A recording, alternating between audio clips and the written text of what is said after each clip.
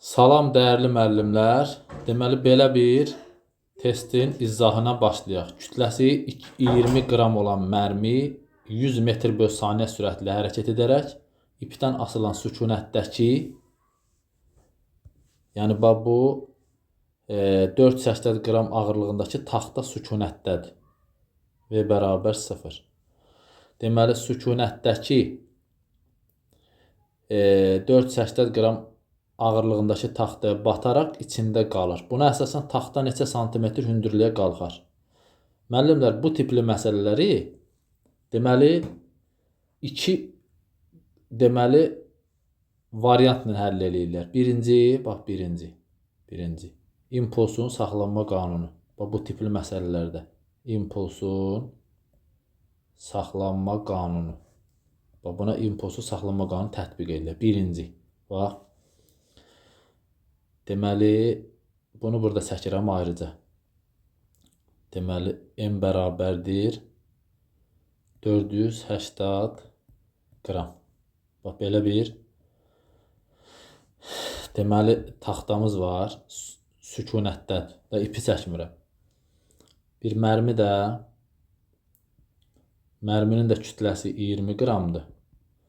Və sürəti, deməli, 100 metr bölü saniyə sürət. Aha, birinci nədir, bax? İlk impuls, bax, bu ilk impuls gedir. P ilk. Bax, P ilk impuls nədir? Deməli, bax, bu qutunun impulsu sıfırdır, sürəti sıfır olduğuna görə. Plus, bax, bu, deməli, mərminin kütləsi var, bir də sürəti var. Deməli, olacaq 20 qramı kiloqrama çevirərəm də. MV. 20-ni 1000-ə bölürəm, kiloqrama çevirirəm, vururam sürətə.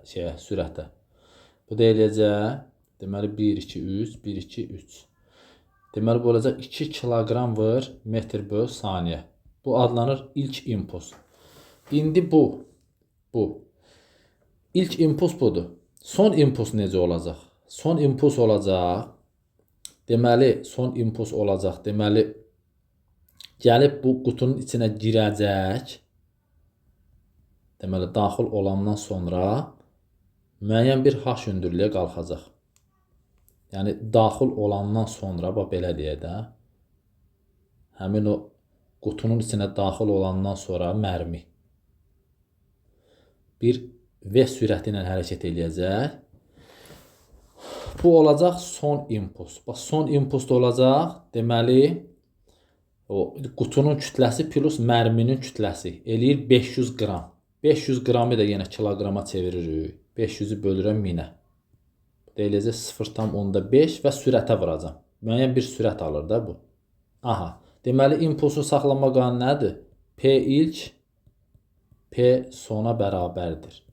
P ilkimiz 2-dir. P sonumuz da 0,5 V'dir. Və buradan aldım ki, toqquşandan sonraki sürət V bərabərdir. Bu da eləcək 4 metr bölü saniyə. Aha, deməli bu 4 metr bölü saniyə sürət aldı. Bunların ikisi. 4 metr bölü saniyə alandan sonra, bax 4 metr bölü saniyə alandan sonra müəyyən bir, deməli, H hündürlüyə qalxır olar. Müəyyən bir H hündürlüyə qalxır. Burada. Həmin bu mərmi ilə, deməli, qutu, ikisi birlikdə müəyyən bir H hündürlüyə qalxır. Burada biz enerjinin saxlanma qanunu tətbiq edəcəyik. Deməli, o qutu ilə mərminin sürəti var da, ikisinin birlikdə. Bu olacaq kinetik enerji. Deməli, kinetik enerji çevrilir yuxarı çıxanda H hündürlüyə, çevrilir onun potensial enerjisinə. Kinetik enerji də olacaq M, yəni mərminin kütləsi plus həmin o qutunun kütləsi vır V kvadrat böl 2 bərabərdir. Mərmi üstəgəl qutu GH. Buradan da deməli bunlar ixtisar gedir. V-nin dəyərinə 4-ün kvadratı 16-nı 2-yə böldüm 8 bərabərdir. J 10-dur vır H. Buradan H bərabər olacaq. Deməli 0,8 metr. Bu da eləyəcək 80 santimetr. Deməli, qutu ilə mərmi 80 santimetr Deməli, hündürlüyə qalxacaq. Diqqətinizə görə sağ olun.